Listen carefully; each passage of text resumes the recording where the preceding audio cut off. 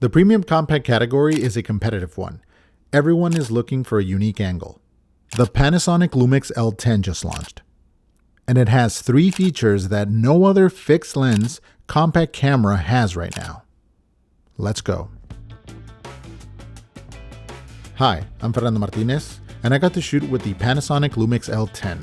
Before I get into the 3 unique features, let's cover the quick basics of the camera. 20.4 megapixels, Leica design 10.9 to 34mm f1.4 to 2.8 zoom, which on this sensor, it's a 24 to 75mm equivalent. Phase hybrid autofocus with 779 points, OLED viewfinder, articulating touchscreen, leaf shutter syncing flash up to 1 to 2000. Solid camera all around, but of course you already know that if you look at the spec sheet. So let's get into what the specs don't tell you. It feels really good in your hands. Not heavy, but well built. Tactile. This feels like a competitor to what's out there already.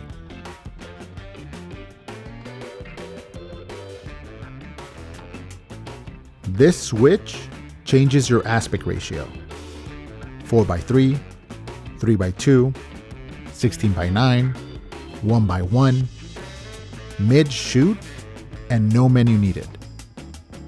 Also, this is not a crop. Each ratio uses the full width of the sensor. You're not losing field of view when you change the frame, you're working with a different composition. Don't like switching ratios? You can program the switch to perform another function. Step zoom, photo style, real-time LUTs, subject detection.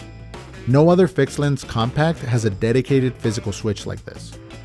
I personally enjoyed having the aspect ratios on that switch, and I'm excited for Lumix to hopefully drop new ones in the future.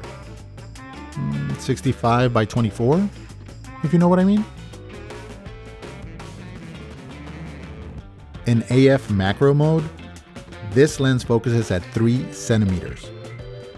No other camera in this class comes as close. Pun intended.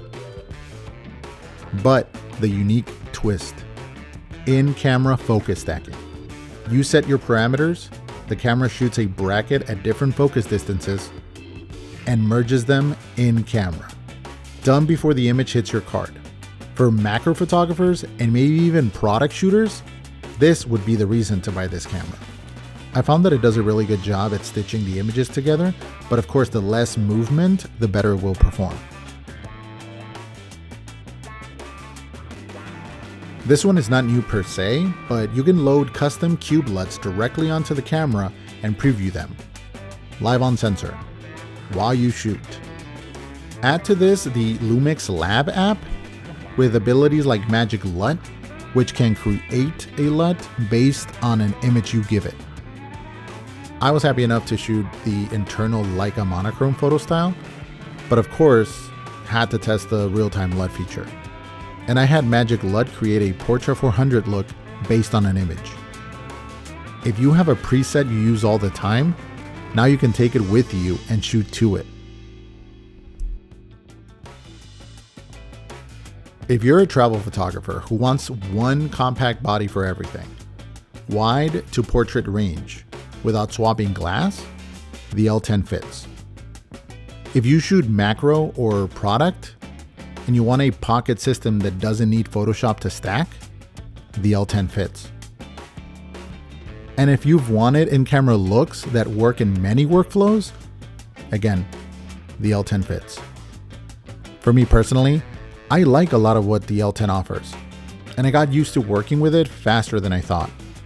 You can grab a Lumix L10 at Adorama.com. Links in the description. Now, what would you shoot with this new addition to the premium compact category? Please subscribe, drop your questions below, and I'll see you next time.